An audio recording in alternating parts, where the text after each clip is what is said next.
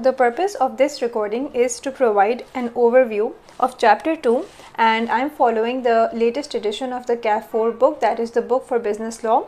So according to Chapter 2, if you're trying to make a mind map, I think this is a very good strategy, and this is an idea that you should apply for all of your chapters, that is to break down the chapter into the parts as it is shown over here.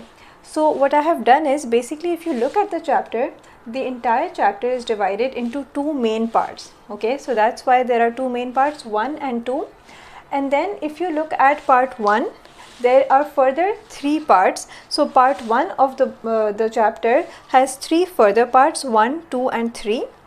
And if you notice, I have written down 6 over here, and this simply indicates that part 2 में 6 further parts हैं. ठीक है? So coming to part 2, this further has again 3 subparts, यानी कि part 2 के भी 3 parts हैं, 1, 2 and 3. However, part 2 में part 1 के further 5 parts हैं, and then part 2 में basically part 2 of part 2 के further 6 parts हैं, and when we come to part 3, तो part 3 के further 3 parts हैं. Mind mapping के बहुत सारे advantages हैं, but the main advantage is that it helps you for exam revision and it helps you also to recall the points. So you know कि इस part में कितने points थे जो आपको याद होने चाहिए, and at a glance अगर आप अपने notes देखते हैं तो वो भी इसी तरह से divided हों तो revision में काफ़ी help हो जाती है. Anyways, so chapter 2 के part 1 में basically सिर्फ और सिर्फ introduction है, introduction to the law of contract, because आगे जाके और भी काफ़ी सारे acts आएंगे, for example partnership act, negotiable instruments act, competition act, arbitration act, but इस specific part में जो chapter 2 में start हो रहा है, we are focusing on the contract act. तो part 1 of chapter 2 gives an introduction to the contract law, and basically इसके अंदर 3 parts इसलिए हैं कि first में तो सिर्फ और सिर्फ definition provided है, but part 2 is the important, very important part where they have explained the difference, for example between promisor and promisee. Basically काफ़ी सारे legal terms introduce किए हैं so that you can understand the rest of the book and the rest of the chapters.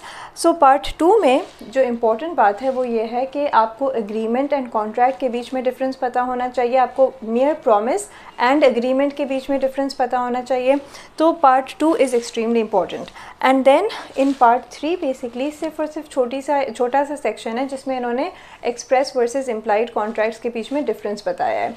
So coming to this part, that is the second major part of chapter 2, this part is again extremely important. So part 2 में इन्होंने basically 3 main चीज़ें cover की हैं, and number 1 is जो कि part 1 में covered है वो है about all of the rules relating to offer, यानी कि part 1 of the second part of this chapter basically covers all the rules relating to a valid offer, या फिर आप proposal भी कह सकते हैं.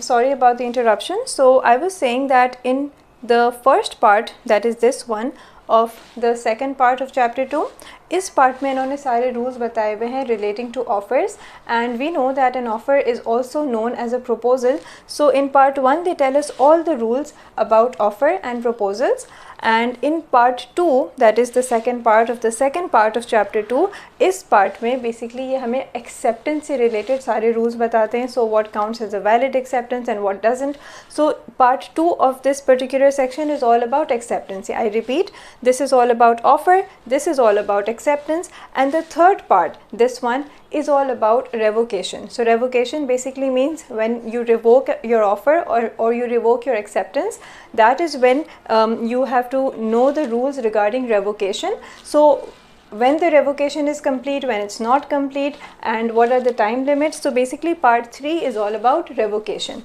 So this was a very brief and basic overview of chapter 2, and like I said, this is going to be a very short recording, but in other videos we're going to cover each part separately and in detail.